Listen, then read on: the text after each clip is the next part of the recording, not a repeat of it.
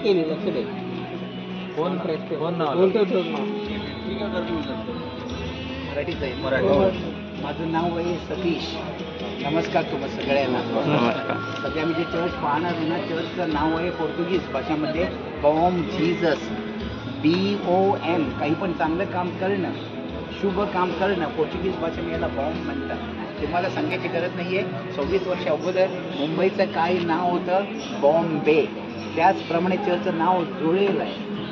लहान बाळाला आपण शिशु म्हणतात, इन्फंट. तर हे जे चर्च आहे ना, हे बेबी जिजसला, प्रभू येशूला समर्पित केलेलं आहे. बेबी जिजसचं चर्च आहे, म्हणून चर्चला पोर्तुगीज भाषेमध्ये बॉम जीसस म्हणतात, अर्थात गुड जीसस.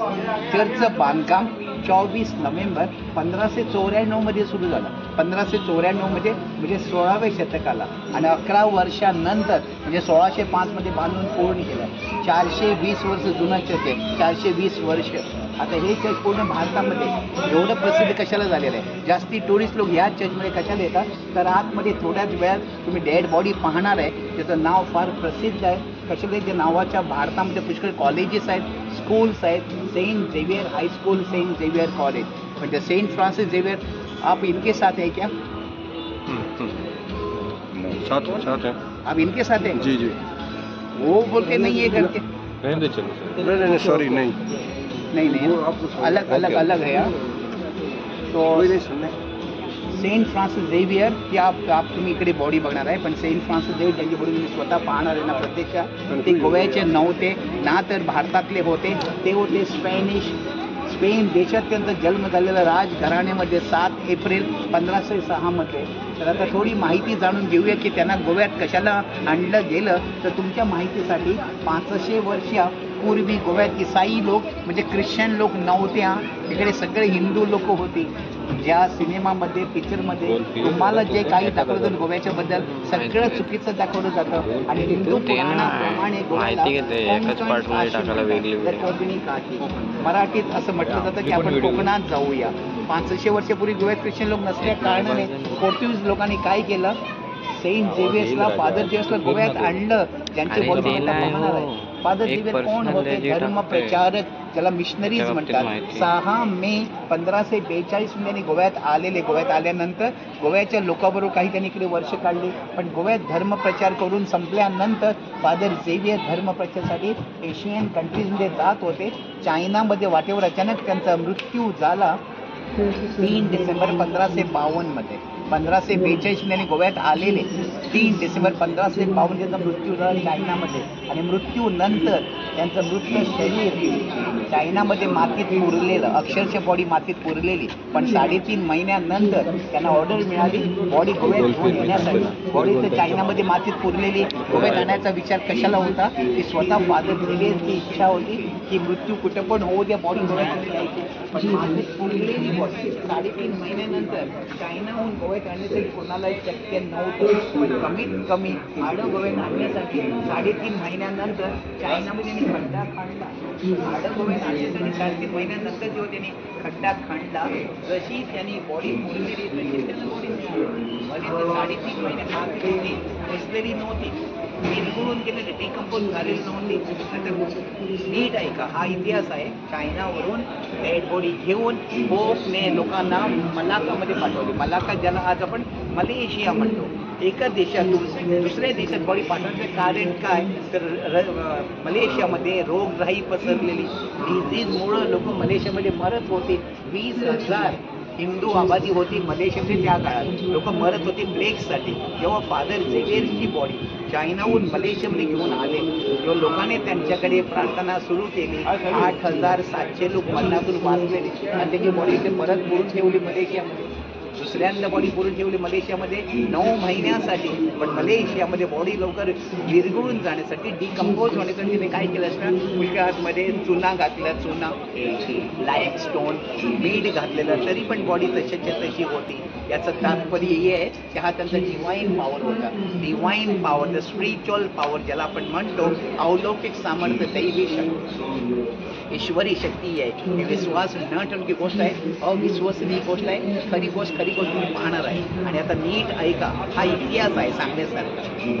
जेव्हा या 2 चमत्कार बद्दल त्यांचं पूर्ण शरीर इकडे आहे, सेंट झेवियरचं पूर्ण शरीर इकडे आहे, फक्त त्यांचा उजवा हात इकडून इथपर्यंत हा पूर्ण उजवा हात इकडे नाही आहे. जो इकडे उजवा हात नाही आहे, कुठं आहे, कशाला घेऊन गेलं सांगतो. आणखी त्यांनी उजव्या पायाची 2 बोट आपोआप गळून खाली पडले, ते आतमध्ये ठेवलेले. 2 बोट त्यांच्या शरीरावर आहे, ते आम्हाला फोटोमध्ये दिसणार. शेवटचं बोट, 5वं बोट, लहान बोट आहेच नाही. काय झालं, कसं झालं आणि कधी झालं? आता माझ्या माहितीप्रमाणे 2 वेळा त्यांची बॉडी फोडलेली, मी तुम्हाला सांगितलं. मी 60 महिने चायनामध्ये, 9 महिने मलेशियामध्ये, 2 वेळा बॉडी जमिनीत पुरून सुद्धा त्यांनी बॉडी तशाची तशी मिळाली. तेव्हा ह्या 2 चमत्कारबद्दल किंवा ही माहिती, हा समाचार, ही वार्ता पोर्तुगालमध्ये पसरली. पोर्तुगीज लोक गोव्यात आलेले.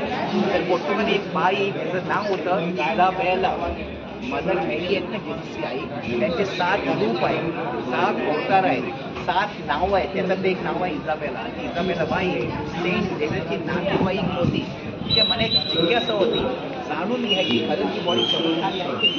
पण ते बाईने काय केलं, पोर्तुगालहून ती गोव्यात बाई आली बॉडी बघण्यासाठी. आणि बॉडी बघण्यासाठी बॉडी बघायला गोव्यात आली, कोणाला न कळत ते बाईने काय केलं, त्या पायाच्या एका बोटाला तिने हाल मारला, चावा घेतला आणि बोटातून रक्त आलेलं.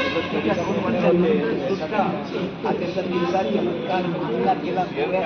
आणि 3ऱ्या चमत्कारबद्दल ही माहिती, हा समाचार, ही वार्ता व्हॅटिकन सिटीमध्ये, रोममध्ये पोपला मिळाली. तेव्हा पोपने कमिटी मेंबर्सना ऑर्डर दिली की त्यांच्या शरीराचा कुठचा पण भाग संशोधन, रिसर्च, अभ्यास करण्यासाठी रोममध्ये घेऊन यायचा. जोपर्यंत त्यांच्या शरीराच्या कुठच्या पण भागाचं संशोधन, रिसर्च, अभ्यास करून व्हॅटिकन सिटीमध्ये ठेवत नाही, तोपर्यंत त्यांना संतांची उपाधी, संत ही पदवी मिळू शकत नाहीये, स्वीकृती मिळू शकत नाहीये. तो जेव्हा ही बॉडी गोव्यात होती 1554 मध्ये, 60 वर्षानंतर, म्हणजे 1614 फादर फ्रान्सिस झेवियरचा उजवा हात शरीरापासून एम्प्युट केलेला, एम्प्युटेशन हा मेडिकल टर्म आहे, डॉक्टरी शब्द आहे. सर्जिकली त्यांचा हात ऑपरेट करून कट करून रोमला घेऊन गेलेले. जेव्हा उजवा हात कापून रोमला घेऊन गेलेले, तुम्हाला खरं वाटणार नाही की त्यांच्या हातात जीव होता 60 वर्षानंतर सुद्धा. आणि अजूनपासून आम्ही गोव्याचे लोक हे मानतात की फादर फ्रान्सिस झेवियर जिवंत आहेत, त्यांच्यात आतमध्ये जीव आहे, मग त्यांना मी परत मातीत पुरत नाहीये. 60 वर्षांचा हातात जीव होता, कापलेले हाताची बोटं म्हणे हलत होती, म्हणून मृत्यूच्या 70 वर्षांनंतर त्यांना संतांची उपाधी, संतांची मान्यता मिळाली. 69 वर्षेपर्यंत त्यांनी साधारण फादर होते, फादर फ्रान्सिस झेवियर. 70 वर्षांनंतर त्यांना संत म्हणून संबोधित करण्यात आलं, संत फ्रान्सिस झेवियर. समजलं तुम्हाला? काय विचारत आहे कोणाला? हो आहे. आणि आता ही माहिती मी तुम्हाला देणार आहे ना, ही माहिती जास्त करून गाईड कोणी देत नाही आहे. कटशॉट त्यांना माहिती आहे, कटशॉट माझं आता. आणि हा टूर जाईल, टूर तुम्ही कुठं पण चला, तुमच्यावर अवलंबून असतो. एवढी तुम्हाला माहिती घेण्याची जे असतं नाही, हौस असते ना, आम्हाला हौस असं सांगणे. समजलं तुम्हाला व्यवस्थित? या माझ्याबरोबर.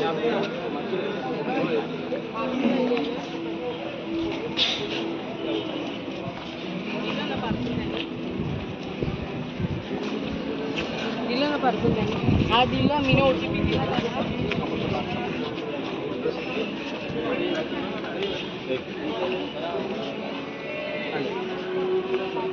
फोकस करताना एकदा ह्यांच्यावर आमच्यावर कर आणि एकदा चर्चचा समोरचा भाग. दिस इज व्हेरी इंटरेस्टिंग. चर्चचा समोरचा भाग आहे ना, वेगवेगळ्या स्टाईलमध्ये बांधला, वेगवेगळ्या आर्किटेक्ट. कालचे कॉलम्स बघा, कॉलम 8 खांबे, 2, 4, 6, याला कोरिंथियन, ग्रीक, रोमन स्टाईल म्हणतात. रोममध्ये वगैरे चर्च पिलर असे असतात. त्याच्यावरती बघा तुम्हाला 3 खिडक्या देतात कपडांच्या, त्याला डॉरिक आर्ट म्हणजे वेगळी स्टाईल आहे, वेगळी शैली आहे. आणि त्याच्यावरती तुम्हाला 3 गोल खिडक्या दिसतात बघा, त्याला इओनिक नाहीतर आयोनिक म्हणतात. आणि तिघांचं त्यांनी मिश्रण केलेलं आहे ना, तिघांचा जो मिलाप झालेला आहे ना, त्याला निओ क्लासिकल आर्ट म्हणतात, निओ क्लासिकल आर्ट.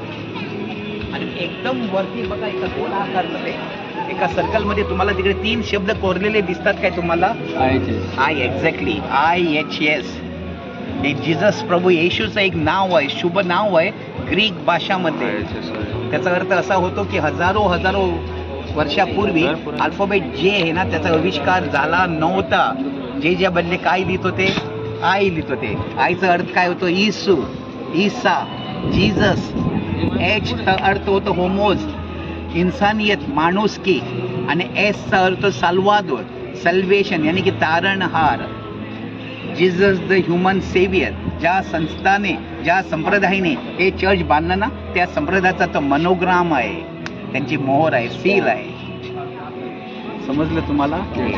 आणि आम्ही आता चर्चमध्ये चाललो. चर्चचा उपयोग दररोज होतो कायम, पण या चर्चला वेगळ्या प्रकारचा दर्जा दिलेला आहे. वर्ल्ड हेरिटेज, जागतिक वारसा म्हणजे विरासत विश्वदाय स्मारक, युनेस्को साईट आहे. आणि ही जी सफेद बिल्डिंग आहे ना, ही बिल्डिंग चर्चचाच भाग आहे. चर्चचाच भाग आहे. काही वर्ष अगोदर बांधलेला 1585 मध्ये इकडे फादर प्रिश राहतात अजूनपासून. हा भाग मी तुम्हाला आतमधून दाखवणार आहे. व्हेरी इंटरेस्टिंग, सुंदर आहे. अच्छा, जे तुम्ही IHS बघितलं ना वरती त्या दरवाज्यावर पासून, तुमच्यापैकी एकटा कोणी बा त्याचा फोटो घ्या, त्या दरवाज्यावर आहे बघा.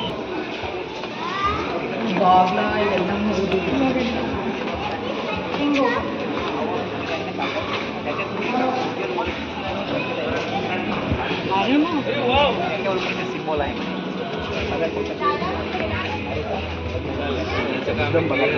तुमचा फोटो काढायला लावला. कल्चरवर आहे.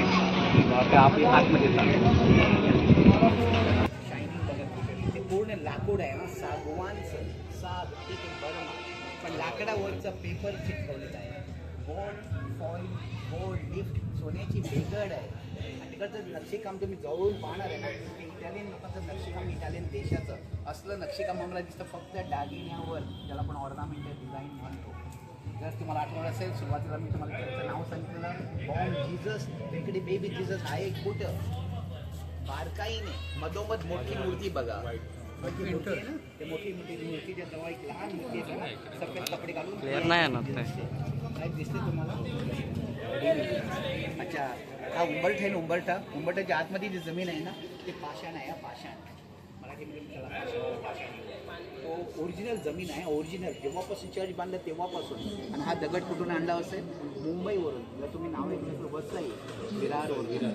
आणि आतली जी जमीन आहे ना, रंगीबेरंगी पूर्ण चर्चमध्ये इटालियन फ्लोरिंग, त्याला पण मॉझाईक म्हणतात. पण ती जमीन 1862 मध्ये गेली आहे. 1862 मध्ये. आता जसं आम्ही आतमध्ये गेलो ना, ती फॅमिली पोचली ना, तिकडे उभे राहून डाव्या बाजूला जेव्हा मी तुम्हाला दाखवणार आहे, लाईटच्या खाली एक तिकडे प्रतिमा आहे, स्टॅच्यू आहे सेंट फ्रान्सिस झेवियरचा, ज्यांची तुम्ही आता बॉडी पाहणार आहे. सेंट फ्रान्सिस ज्यांची बॉडी मी प्रत्यक्षात पाहणार आहे, ते त्यांच्या जीवनामध्ये, लाईफमध्ये ती त्यांची ॲक्च्युअल हाईट आहे. जिथे हिंगणे 4.5 फूट पण नव्हते, 4.5 होते. आणि त्यांच्या आजूबाजूला 2 लोक तुम्हाला दिसणार, 2 माणसं दिसणार, हातात बायबल धरून. एकाचं नाव आहे मार्क आणि एकाचं नाव आहे लूका. लूक आणि मार्क यांनी धर्मग्रंथ, बायबलची काही पानं लिहिलेले, ज्याला आपण आणि आता खरोखरच मराठी एक डिटेल्समध्ये माहिती सांगितली. आणि पण सांगतो पुढं आता जसं मी आतमध्ये गेलो, उजव्या बाजूला तुम्हाला एक लहान प्रतिमा दिसते. सेंट अँथनी गोव्यात फार प्रसिद्ध आहे. गावागावात तुम्ही त्यांना कसं ओळखणार? गोव्यात या भारताच्या बाकी राज्यामध्ये तर दररोज त्यांच्या डाव्या हाताच्या तळावर तुम्हाला बेबी जीजस दिसतो.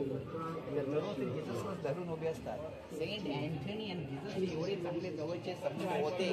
जेव्हा पण सेंट अँथनी धर्मग्रंथ वाचायला बसायचे ना, जीजस बाल रूपात बायबलमध्ये प्रकट व्हायचे, त्यांना साक्षात्कार व्हायचा, दृष्टांत व्हायचा, आणि त्यांनी जीजसकडे प्रत्यक्षात बोलत होते. म्हणून या सेंट अँथनीला आम्ही गोव्यात लोक विघ्नहर्ता म्हणतात. विघ्नहर्ता गणपतीची प्रमाणे. आणि बघा आहे त्यांचा मंगळवार आहे, त्यांचा दिवस आहे सेंट अँथनी.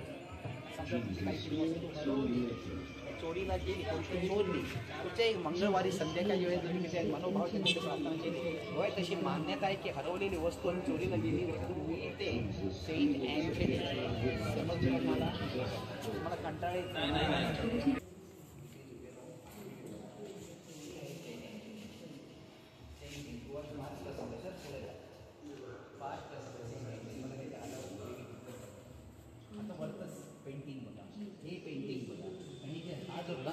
आजच्या तारीखमध्ये पाहतात ना, तो 400 वर्ष जुना ग्रंथ आहे, 400 वर्ष जुना ग्रंथ. म्हणजे जे पेंटिंग आहे ना, त्याला म्युरल्स म्हणतात, म्युरल्स. आणि ही माझ्यासाठी फार लाजिरवाणी आणि लज्जास्पद गोष्ट आहे तुम्हाला सांगायला की आमच्या भारत सरकारकडे चांगली सुविधा टेक्निक्स नाही आहे प्रिझर्व करण्यासाठी. हालत बघा. ही जे पेंटिंग आहे ना सिलिंगवर, त्याला आपण फ्लोरल डिझाईन म्हणतो. फ्लोरल डिझाईनचा अर्थ काय होतो, आम्ही देवासमोर आम्ही रांगोळी काढतो ना, फ्लोरल डिझाईन.